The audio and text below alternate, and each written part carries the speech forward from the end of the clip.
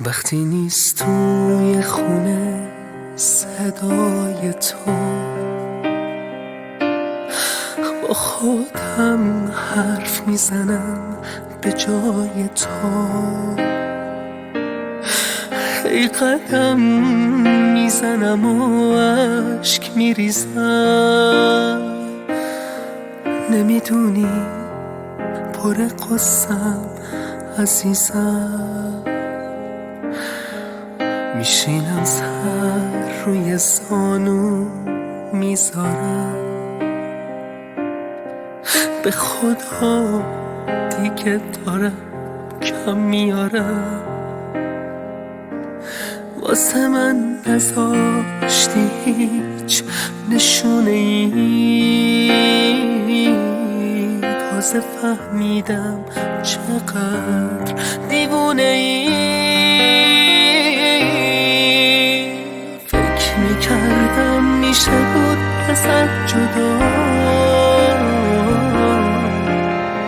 تو از رو بردی برگرد و بیا. نمیدونی الان دارم چی میکشم، فکر نمیکردم که دلتنگت بشم.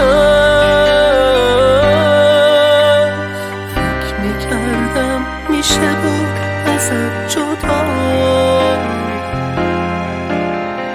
منو از رو بردی برگرد و بیا. نمیدونی الان دارم چی میکشم، فکر نمیکردم که دلتنگت بشم.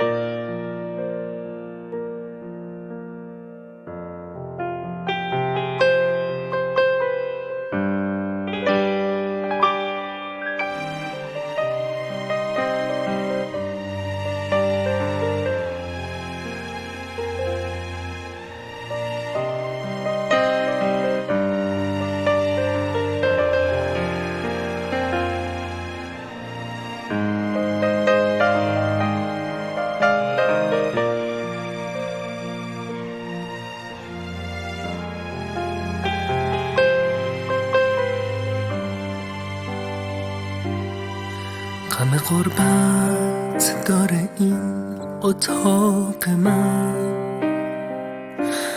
نزا گریه باز میاد سراغ من. تا نمردم تنها توی خونمون، عزیزم خودتو زودتر برسون.